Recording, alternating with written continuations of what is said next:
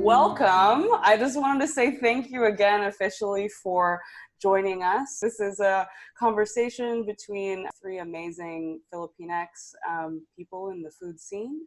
And so we wanted to talk a little bit about your individual careers and what led you to this point and your upcoming book. So whoever would like to start, please go ahead. I'll start. Yeah, I'll start a little bit, and then Ligaya, you should just jump in. But yeah, this is a project that I'm just really thrilled to have been able to work on, especially this year. I think this year was not a year that any of us planned, but it's been extremely grounding, doing a lot of the personal work that it's taken to develop recipes that are, really deeply personal, dishes that I haven't tasted in maybe 20 years. And the sense memory that comes from that, I feel really honored that I'm working on it with Ligaya, who I'm always a big fan of. And just, I think the idea of us actually getting to work together on this project means a lot to me because we are all members of the diaspora. And I think that working on the book during this time has really allowed me to feel really unified with all the members of the diaspora, or just even folks that are like friends of mine that are like Mexican American and living in the US, or just people that are trying to find themselves through their work. And so, being a huge fan of Ligaya's work, it just feels ultra comforting in ways that we can then share this dialogue about our cuisine, and then our own perspectives of the cuisine. I feel like it's been really fortifying during this wild time. That's awesome. I mean, I agree. Honestly, just looking at your Instagram, I feel fortified. It is, truly exciting what you've been cooking up. And I actually would love to know a little bit more about that process, because this is an unprecedented time. And I think that none of us, like you said, could have expected what's going on.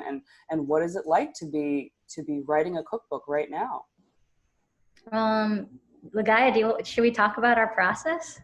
Do you want to speak to it a bit? Well, what's been funny is, of course, we have not been in the same room all of this time.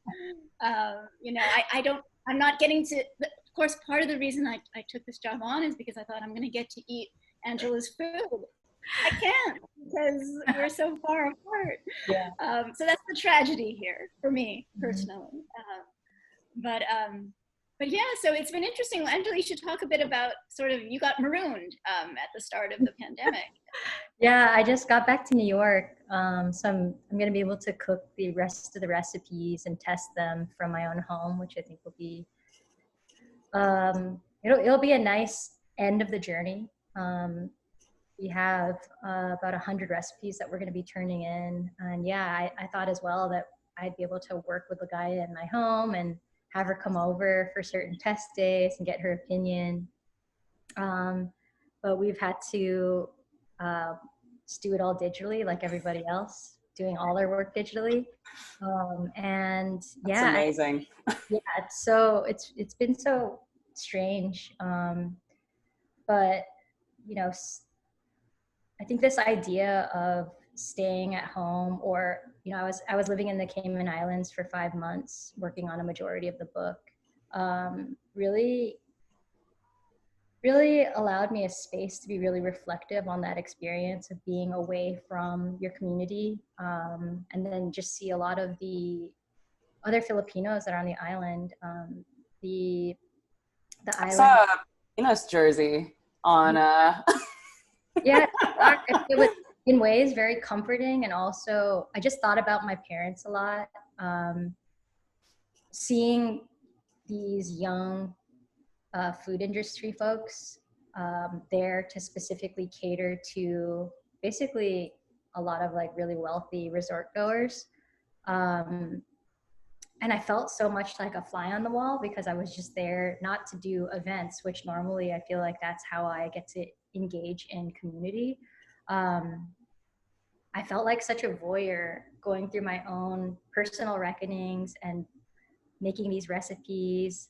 And then watching these I'm first generation, but watching these immigrants in the Cayman Islands, going to work basically and building their own community. Like the last day that I was there was really, I don't know, I was feeling really emotional because I was at one of the public beaches and it was filled with primarily Black Canadians, Jamaicans, who are the largest immigrant group, and then Filipinos. And they were all just in the same like bathwater basically at the same time. And that just felt, I looked at these families and friendships that are building, and that's their community.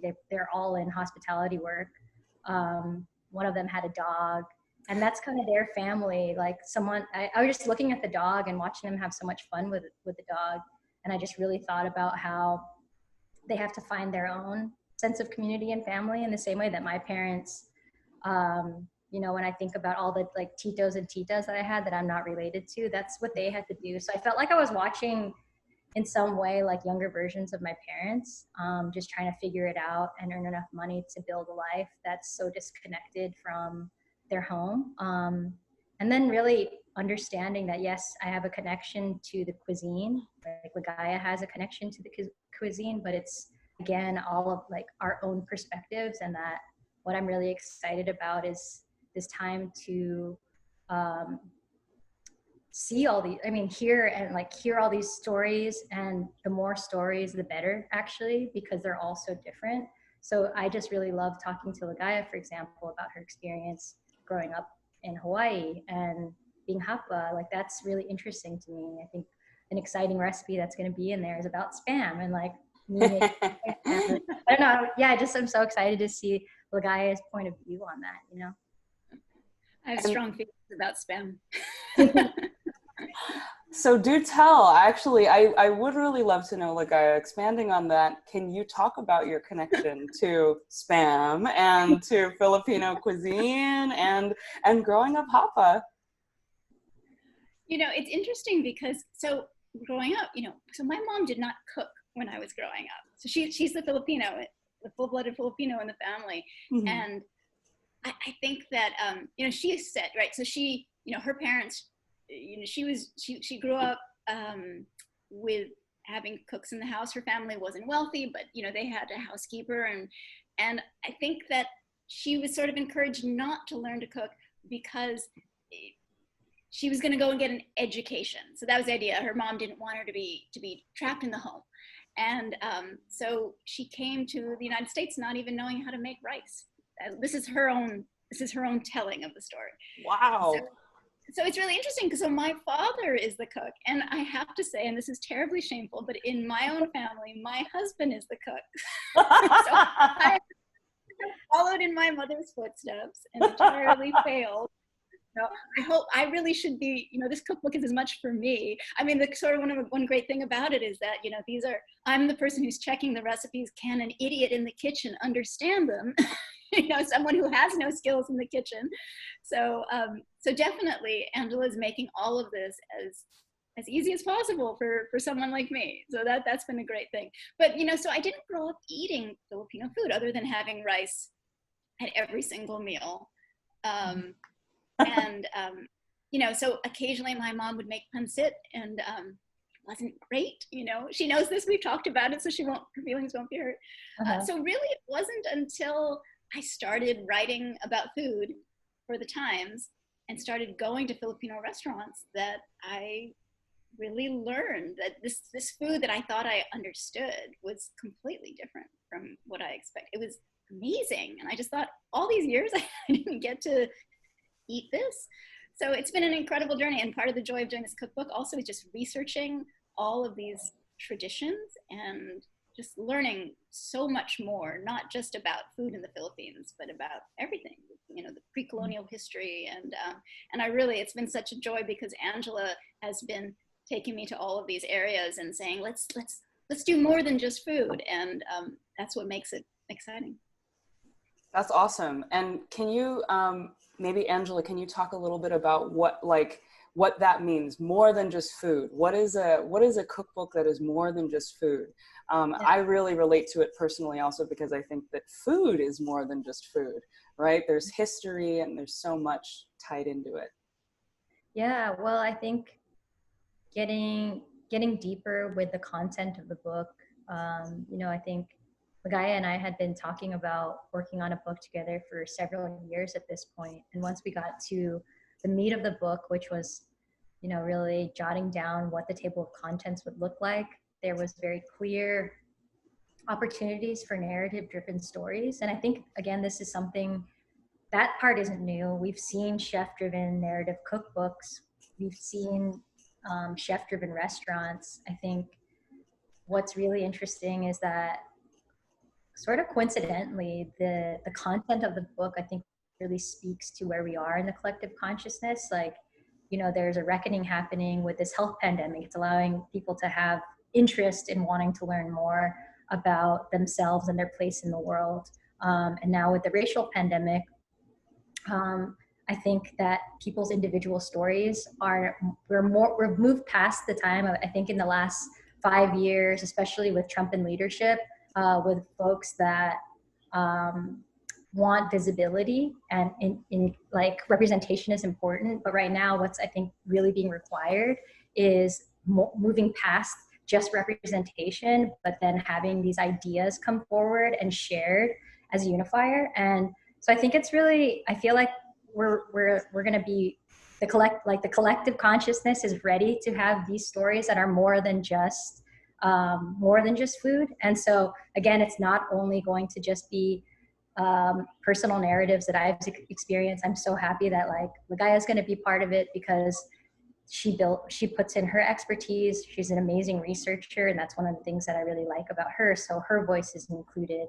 And then we have folks that are contributing to pre-colonial history and connections to food, as well as contemporary voices, really thinking about gender neutrality that happened in our pre-colonial history. So I think that what's really beautiful is it's going to be a non-linear timeline where, yes, it follows me as the person bringing together these stories, sharing dishes that I think are delicious, but it's really actually, again, going to be community driven, which is just like a part of me that I can never, like, even if I try to do something where like in this project, I'm like, oh, this is my opportunity to tell my story. It's like my story is our story. And I'm just really enjoying being able to include that in the process, because then it's then like a snapshot into an experience of the diaspora, a Filipino American story, that hopefully people can, even if there's parts of it that you may not be interested in, there's parts of it that you can learn. And that's what I think is really guiding the light with getting to the finish line here and making me feel like this is just important for one story. But again, like I said earlier, we're going to be so much more ready, I think, for more Filipino food, more Filipino faces. I think you both saw this, but how exciting is it? I mean, it's Disney, so that's a whole like institution of work that like there's parts of it that are bad, but yeah. The new Disney, the Disney teaser that they put out, just like with, I think there's only one poster for this new like South Asian character. So I just, this is exciting. This is the part that's exciting. There's a lot of really horrible things happening that we are trying to move through, not against, I think.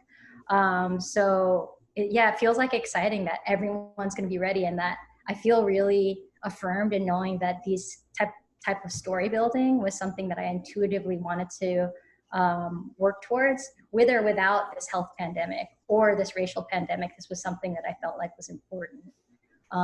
So yeah, I feel like very confident in that this is going to be a story that should be told.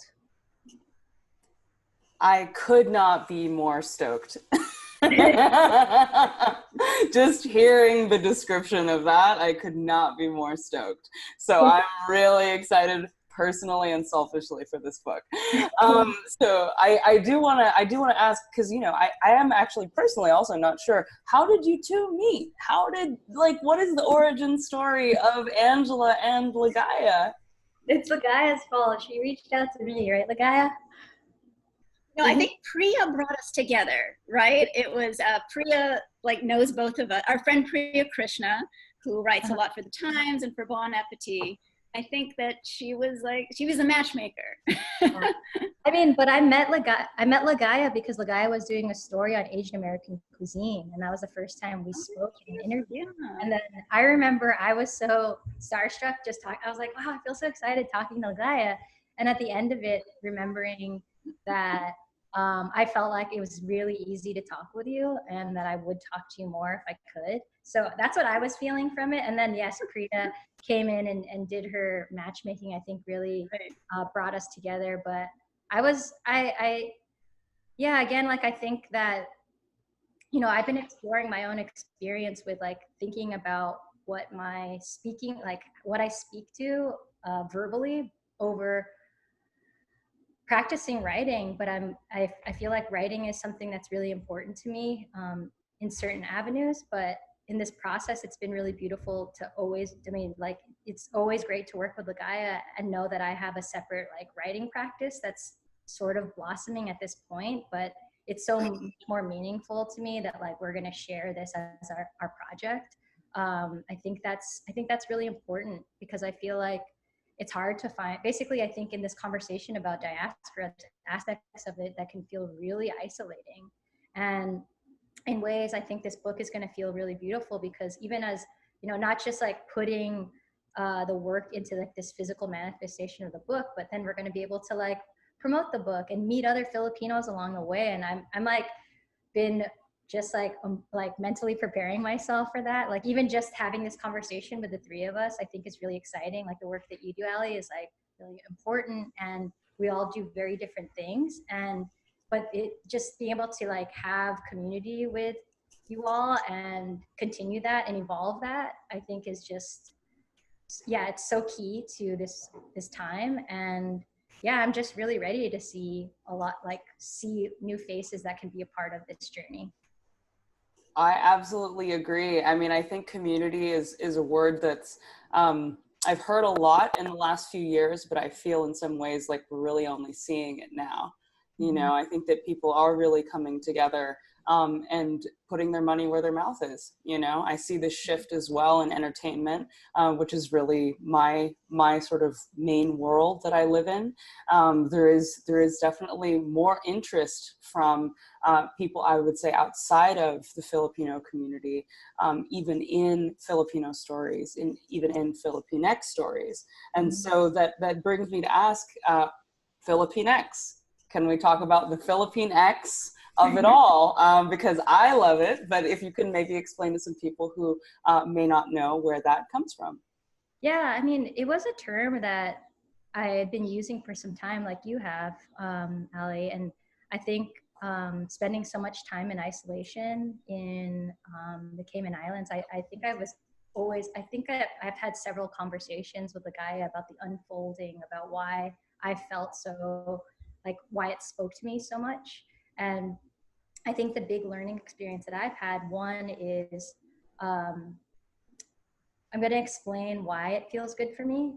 However, I think that it's important for me to also say that this is like a self-identifier that I don't impose on others. I think that, you know, when we talk about the book, we call it this Filipinx cookbook, but that's because the POV is from my experience as, like, this Filipino American professional chef learning about this cuisine and figuring out who I am through this and through community building.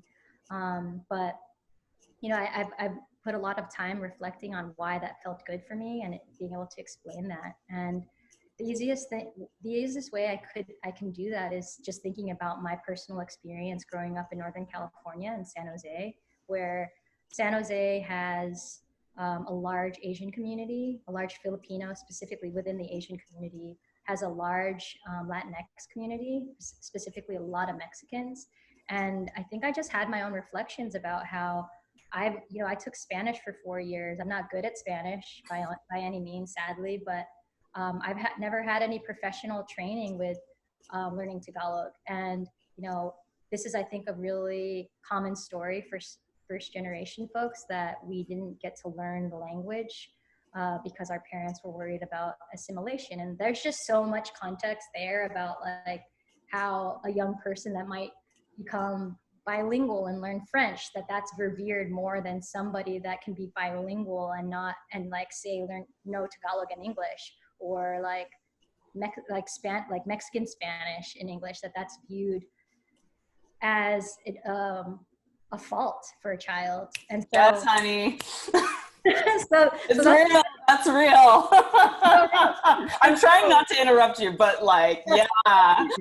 That's like real, and there's so much shame around that. But then that's a reality of my truth. I took Spanish for 4 years, and a lot of my friends in San Jose are Mexican. And so to just maybe go a little bit broader, like even in my experience of being a young person in San Jose, my heroes in music, which is like, that was my escape, was to listen to music. It was like the alternative scene that was predominantly like white, or hip hop and R&B, which was predominantly Black. But then we celebrated that music, and I feel like I was inspired by that sort of like expression through dress and fashion, but then realizing that so much of who I am is like this weird blend of brown culture with like Mexicans in San Jose, and feeling like not surprised that when I moved away from home, all my friends were Mexican when there were not that many Filipinos around in Southern California.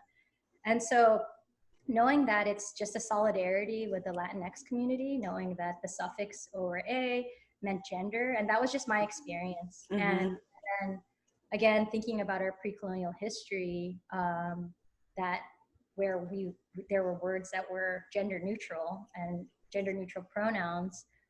It's in it, like considering that respectfully, that was our pre-colonial history. And then just my general movement in the world is constantly thinking about queer, trans, and GNC like liberation. So that's in a nutshell why I feel like it's an identifier that's good for me.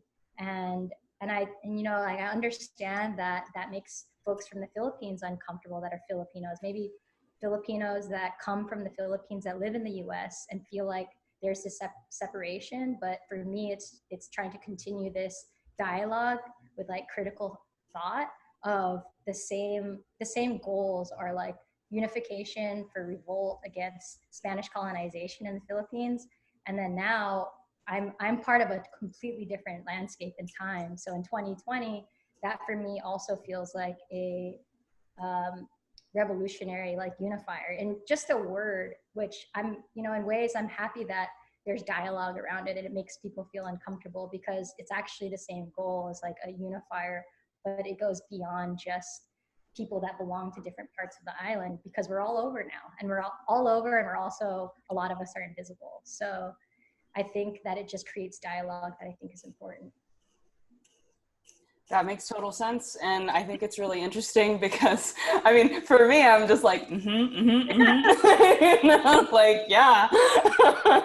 And it is interesting because I think there's a lot that can feel exclusionary until the minute you understand it. And then the minute you understand it, you realize that term is really maybe the most inclusive of all, because it's not really living within a gender binary. It's not Filipino, it's not Filipine, it's all of us maybe live in that X. And so I am also curious, Ligaya, to hear from you and sort of your connective tissue to the book and to this sort of history that you've been researching. I would love to know more about that. And I remember you had mentioned you were learning also about what it means to be Filipino as you're writing this book. And gosh, I have so many questions and not enough time, but really the question that I want to kind of settle on is, what does it mean to be Filipino, Filipine, Filipinx today? And how does that relate to your work in this cookbook? I think that, I think part of the history of the Filipino diaspora in the United States had so much about assimilation. In some ways, we were the most ready to assimilate. We have a very long history with Americans, you know, and I feel like there's this push-pull in that sense of feeling really American and suddenly kind of coming into awareness that not all Americans see us as American. So I do feel like there's this just different relationship because of colonialization. We just had a different relationship with Americans, and even learning more about the Philippine American War, where waterboarding was invented. I mean, all of these stories that come back and you think, this is it's a messed up relationship, but it's the relationship we have. This is who we are. I mean, I haven't had a chance to spend much time in the Philippines. I am an American. I was born here, and but this is my heritage, and people don't know what I am when they meet me. If they're not Filipino, they don't know how to place me. So sometimes people think I'm Latinx, and sometimes they just don't know. There's something there. And so for me, like, writing this book has just made me feel, I mean, there's enormous pride. It's exciting to see. One of the things that Angela points out in the book is that all of this food is it's really complicated. People tend to think of Asian food often, and specifically Filipino food, as being somehow rustic. It's not as complicated. And then there are recipes in here that take 3 days to make, and they should take that long because, you know, Angela's Lola was doing some serious stuff in the kitchen, and I'm really excited. And then, of course, Angela very kind. Most of them are not that long. And people are going to be able to do that. But in every recipe, there's this attention to detail. And as Angela says, like, that's usually something we associate with French cuisine or Italian or whatever. These are all these cuisines that we think of as the high-end ones. But all of those techniques are here, and all of that focus on minutiae that makes something really delicious. And I think I'm hoping a lot of people will come to this and suddenly feel like, oh, I've been looking at this cuisine in the wrong way. Maybe it's not rustic, maybe it's not something to be minimized or looked down upon, but maybe it's something that can be even greater and something new. And I think that's something that I'm really excited about for this beautiful union here, is that it really does seem like you two are on to something really brilliant and really new that none of us have ever seen before.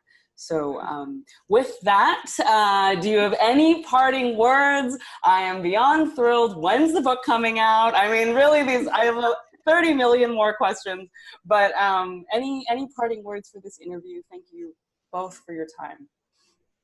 Thank you. I don't really have any. Our project is out next fall, so we have a lot of time, but cookbooks take a long time to make. Oh yeah. But it's fun to talk about the process along the journey. You know, if we were to have this conversation again next year, I'm sure that the things that would be important to discuss that we're impassioned about at the moment would be completely different. So I'm happy to keep sharing. Awesome. Ligaya? Oh, just thank you so much. And I'm looking forward to your cookbook too, which we didn't get a chance to talk about. So more Filipino cookbooks in the world. I think this is a wonderful thing. So, thank you. Of course. And I mean, really, I think what needs to happen after all of this is just some tanduay cocktails and some kiki. And really, thank you both for your time. And I'll let you get back to your quarantine. Have a great one, and thank you for sharing. Thank you.